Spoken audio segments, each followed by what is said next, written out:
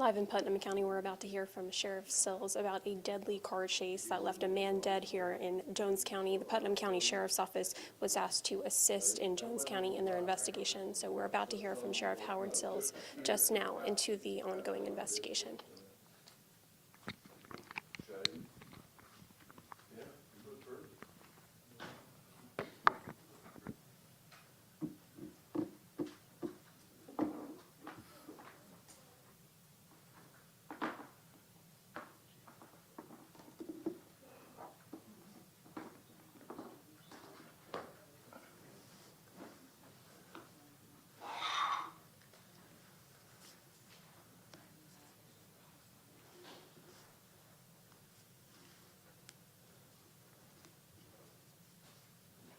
But let anybody in wants to come in.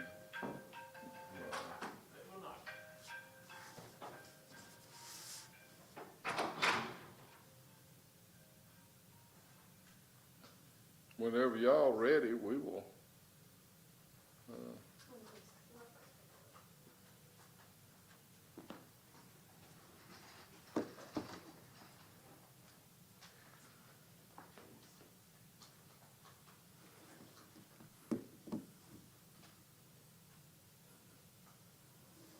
Y'all might quiet.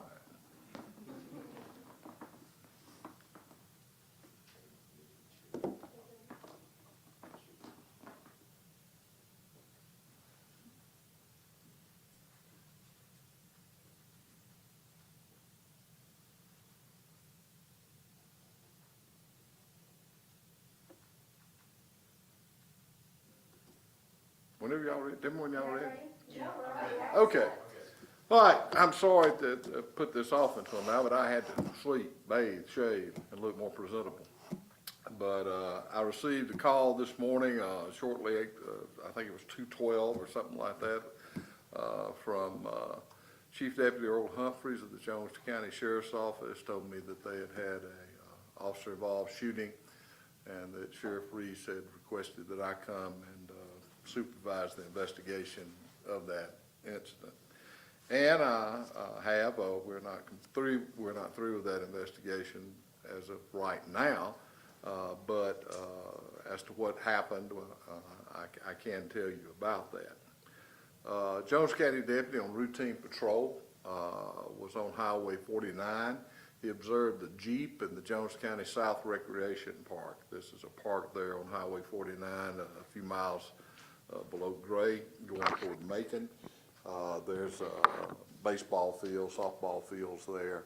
Obviously, people are not supposed to be there at 1 o'clock in the morning. And this was at exactly 1:22 a.m. when the deputy pulled into the park. There was a Jeep vehicle moving slowly in that area at that time.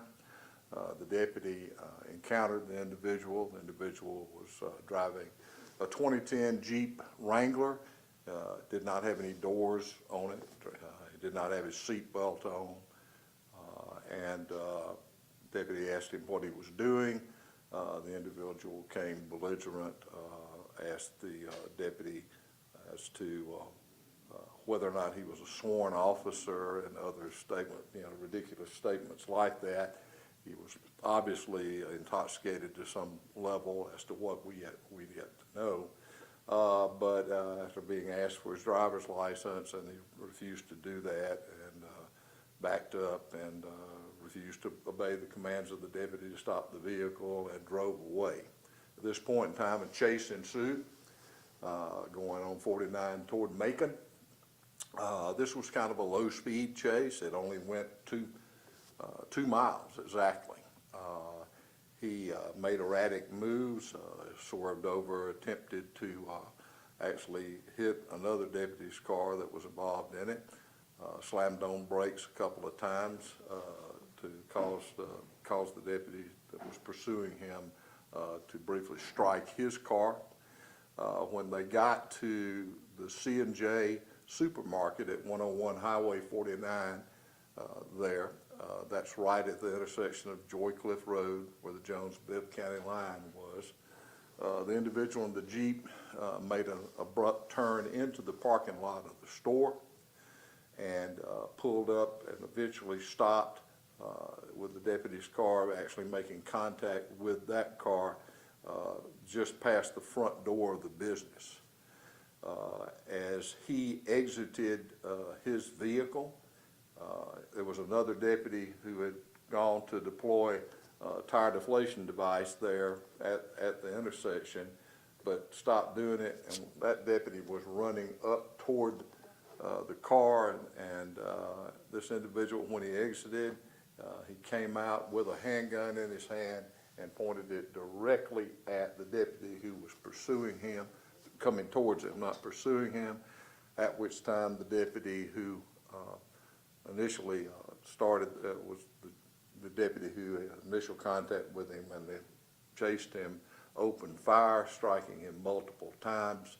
The person collapsed at that point and was dead on the scene instantly. He has been identified as one Ronald R. Evans, age 54, of Macon.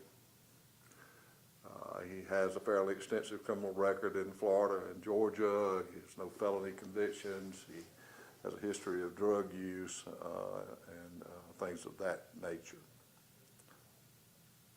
I am continuing to look at this, and what I intend to do next, after reviewing this and interviewing some more people, I'm going to go over this with District Attorney Wright Barksdale, and on Monday, I intend to release this video to you or the public. Will the GBI be involved in this investigation at all? Why? I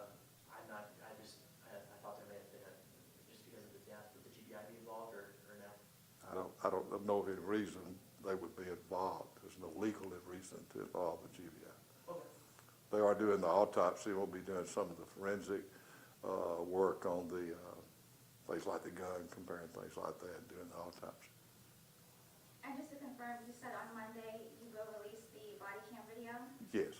Well, actually, the dash cam, well, we'll release whatever, but the dash cam video is much clearer, provides a better angle of what happened. And who might have his, would it be Jones County that would have his mugshot by chance? Would there? He has been arrested by Jones County. I'll have to look back in the file to give you the exact dates, but he has been arrested by Jones County, he's been arrested by Fulton County, he's been arrested by Sarasota County, Florida, he's been arrested by Punta Gorda, Florida. But who had him last, I'd have to look at the file to be more specific. Can you give us a little bit more about what his criminal charges were in the past? He's had drug charges, he's had traffic charges, battery charges. Like I said, I think he's had a total arrest of 12 or 13 times in 2 different states. His family members indicated that he had some mental health issues associated with illicit drug use. And also, just to confirm, this started because the deputies saw the Jeep moving slowly during. Well, this is one. This was at 1:22 in the morning, and vehicles are not driving around in county parks normally at 1:22 in the morning. So any police officer would have gone and made an inquiry as to what that vehicle was doing there. Immediately when he saw the vehicle, an individual was driving without a seatbelt on. You know, I mean, he's already in violation. When he checked the tag, the car came back. He had no insurance on the vehicle, which is obviously another violation in the crowd. But that's just a simple inquiry as to what you're doing in this park at 1 o'clock in the morning. That's what started it, and unfortunately this individual was armed with a gun and prepared to kill a deputy sheriff. What happens with that deputy? He is not on leave right at the moment. He was scheduled to be off for the next 3 days, so he's not actually on leave. He's actually off on his normal off days, and whatever action will be up to Sheriff Reese and his people. So will he be returning to work next week? That's a question you need to ask Sheriff Reese, but I certainly don't see any reason why he wouldn't be returning to work tonight. How else is Putnam County getting involved in this investigation? share what else is being done at this time? Well, this, this investigation is no different than any other death investigation or any other homicide investigation. All of them should be handled the same way. All of them should be handled thoroughly, regardless of who the parties are. And it'll go where we take it. But I have reviewed the actual video of everything that happened. Okay? Now, I want to talk to a few more people. I want to go over this again to make sure, and then I'm going to talk to the district attorney. But I don't see anything improper here at all whatsoever. It's a miracle that another deputy sheriff wasn't killed. Sheriff, did you mention that it was a single gunshot where on his body, anything? No, it's not a single, it was multiple gunshots. Yes, ma'am. Now, as to, obviously I looked at the body and things of that nature, but, and I think what I saw, but let's let the pathologist give an accurate answer to that and I'll report on that after I speak with them. I don't even know if they've done the autopsy yet.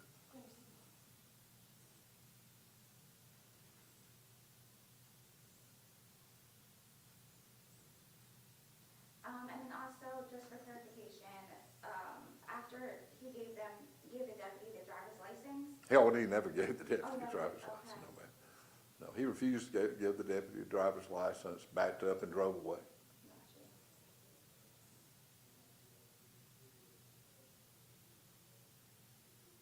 I think I'm good with you guys. I am good too, thank you, Sheriff. Thank you so much. Thank you, Sheriff. Thank y'all.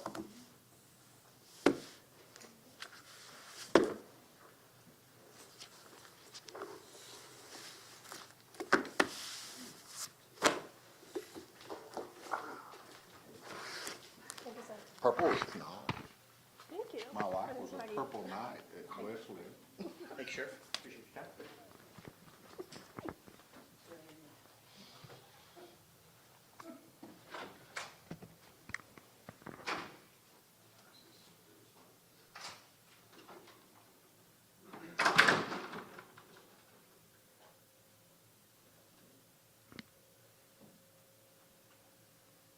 The way he holds a cigarette, even when he's got a bite. Even I haven't been able to do that.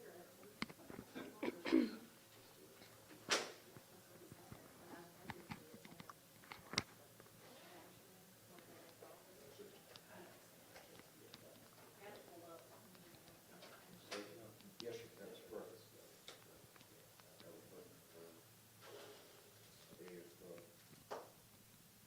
Whatever, just want to make sure whatever you need to say that. I want to get, well, I ain't gonna get it right, and maybe, probably 3 o'clock Monday, if any of y'all want to come back, we'll be able to get 3 that. o'clock, okay. Yeah, if you want, I just want to have enough time, we'll tell what the hell's gonna happen this weekend, and I want to have enough time to get those things, copied for you or something.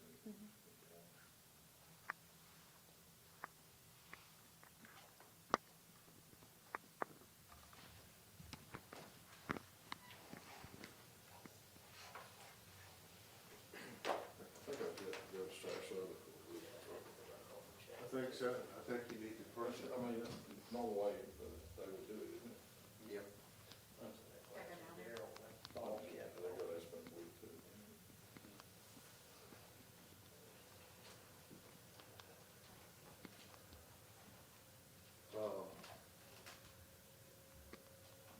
If, while we're here, if you need anything else.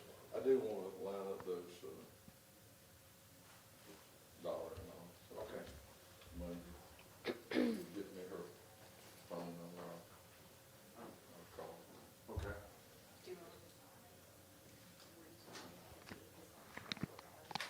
Let's look at that. Criminal trespass, Just look. and we should have that if you want to Saturday, I can send it to you. Unless it's Yeah, somewhere other than.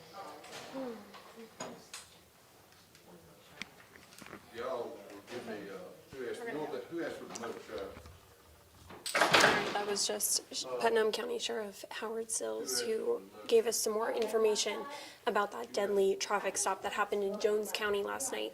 So the traffic stop happened around 1:22 a.m. A deputy was discovered driving a Jeep Wrangler at the South Recreation Park.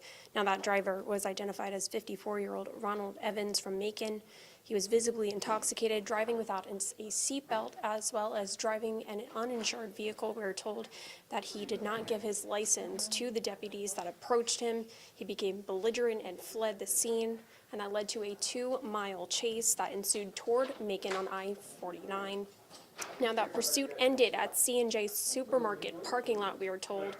Now, Evans exited his vehicle and pointed a handgun directly at the pursuing deputy. Another deputy who also initiated the scene, then shot Evans. Now, he was killed instantly at the scene, we were told, and the Jones County Sheriff's Office will be investigating. The GBI is not involved in this case, but we will give you the latest information. Now, we also heard from Sheriff Howard Sills that the footage of the scene will be released on Monday. He says he is willing to speak with media on Monday as well. We will let you know the latest on the details tonight at 5 and 6. We're live in Putnam County. Maggie Fitzgerald, 13, WMEZ News.